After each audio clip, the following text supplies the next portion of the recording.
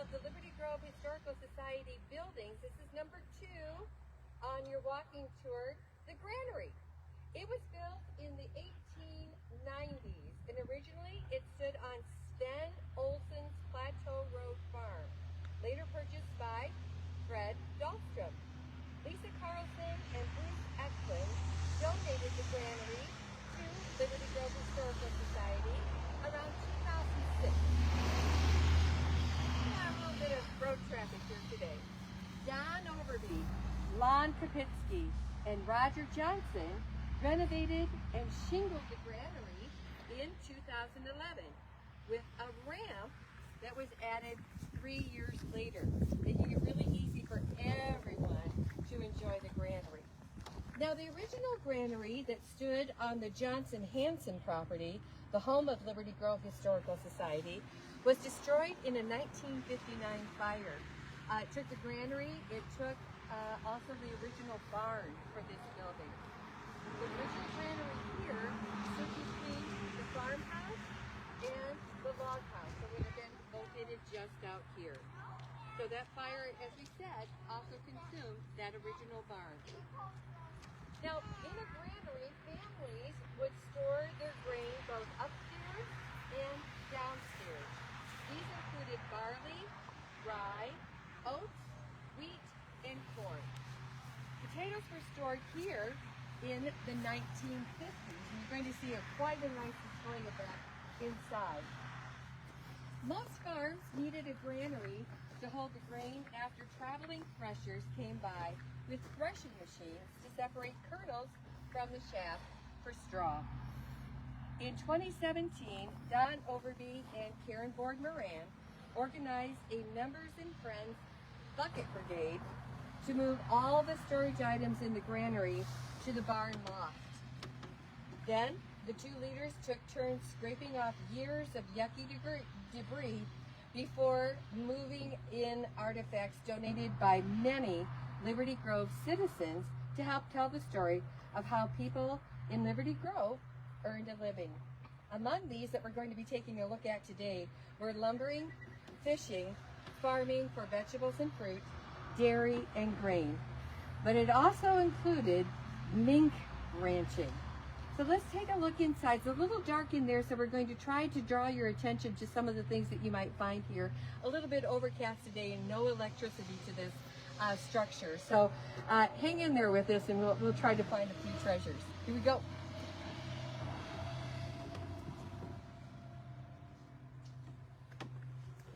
Ellison Bay was developed in 1866, where land speculator and timber dealer John Eliason built his lumbering business, pier, and store in 1872. Once the land was logged, he sold the land to immigrant farmers. Andrew and August Sequist began farming the area in 1865. Now, founder John Eliason placed an ad in the Door County Advocate in 1866, and this is what it said. Wood choppers wanted to cut 1,000 cords of maple and beechwood and 200 to 800,000 feet of basswood saw logs. Some of the items produced from the lumber included bark cord, cedar post, cordwood for steamboats, fish barrels, lath, log and frame houses, railroad ties, telegraph poles, sawdust for insulating ice, and of course, shingles. Now, one of the things that we're going to start with in here is all the way over here on the far west side of the building, and that's with ice harvesting. You might be able to see some of the saws that are in there, and then also some of the ice clamps that you would use with your hands to hold that ice. Let me tell you a little bit about that. Hilder Erickson and two associates, probably Earl Hansen, August Johnson, Gus Johnson, or Victor Strandell, are actually shown harvesting ice in that photograph in 1912. When ice was prepared for commercial use, it was cut into rows approximately 2 feet wide and then sliced into sections 4 feet long.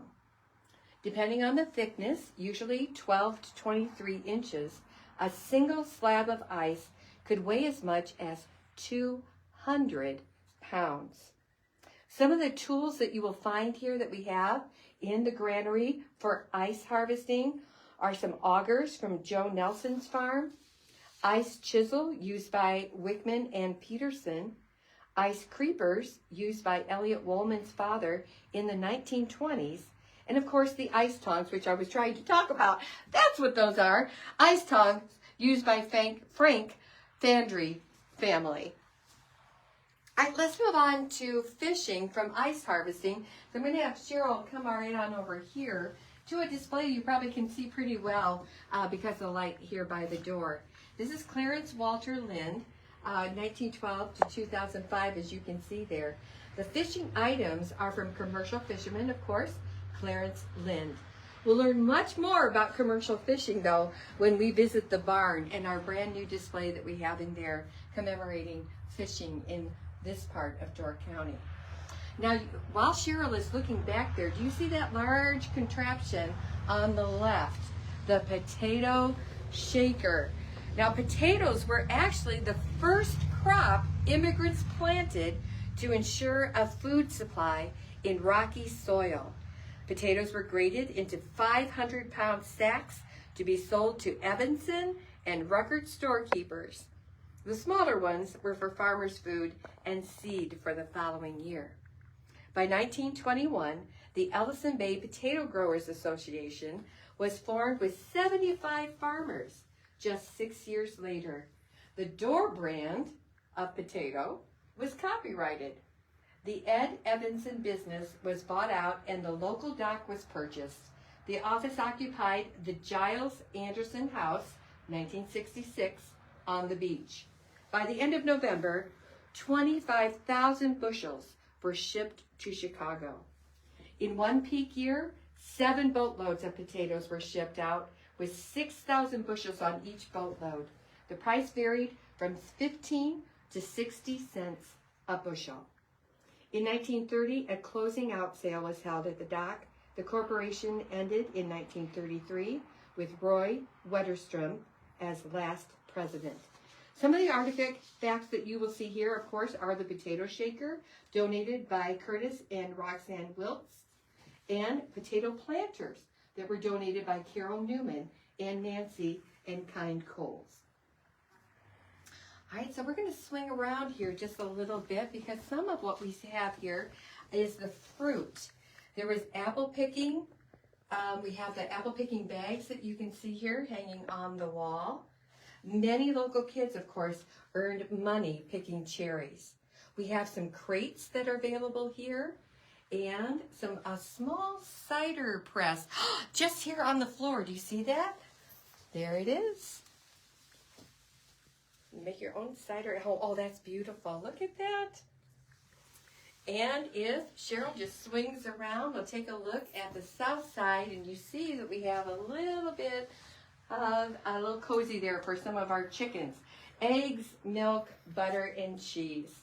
And then also, there should be in here somewhere, and maybe somebody with better eyes than I have, there is a cow kicker that was used to control errant cow legs.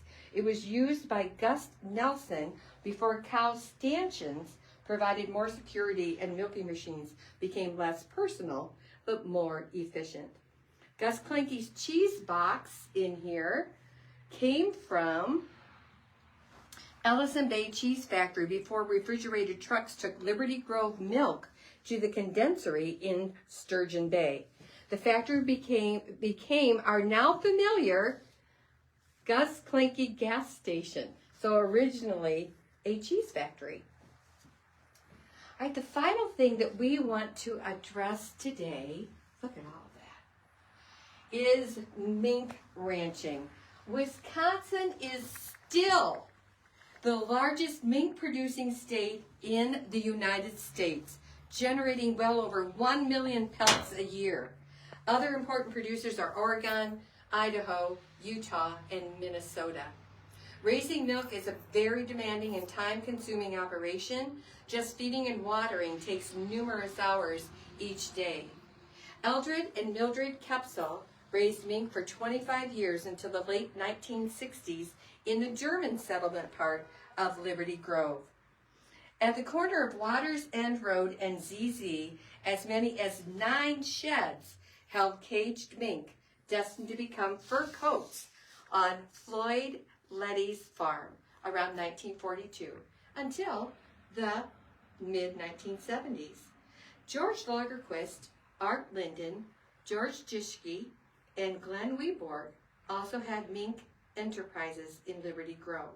Now, some of the artifacts that you will see here are a water dish and feed tray scraper from the mink cage from the Kepsel collection. Would have been used from the 1940s to 1960s. You see this, what Cheryl's been focusing in on is that mink transfer cage. It was used by Eldred Kepsel, also from the 1940s to 1960s. Traps for small game animals with a metal spring. A couple of had a double grip so that the animal, oh, this is sad, couldn't chew their legs off to escape. My goodness. They were used by Eldred Kepsel to capture both muskrat and fox and a raccoon. One year he caught enough beaver, though, to buy their farm tractor, which cost between $800 and $900. Those were $800 and $900 worth of pelts. The mink cage frame with chicken wire, that's what you see there, with a door opening, was used by Art Linden, Kathy Linden Ray's uncle, 1940s to 1950s. There also are a pair just down here of mink pelt stretching boards. They were also donated by the Linden family. Now, if you come over here, you see our little friend in a cage here. This little guy is called River. In 1921, all of the children who are visiting Liberty Grove Historical Society put into a bucket a name that they would like to have had, our little mascot name. And the name that won most of the votes was River. So we hope that you've enjoyed this little bit of a focus on some of the items of Liberty Grove Goes to the Market here in the Granary. And of course you can see, let me just stop for just a second before I say goodbye. Here are some stairs quite steep that would go upstairs, and again, grain stored up there and also on the main floor. Beautiful. So Cheryl's going to get some views of in and around the Granary. Oh, it looks like we had enough light. That's nice. And until next time, friends, we'll see you next week here at Liberty Grove Historical Society. Come and see us. We're always anxious to talk to visitors and tell them more of the stories of this amazing place that we get to call home. Thanks for visiting.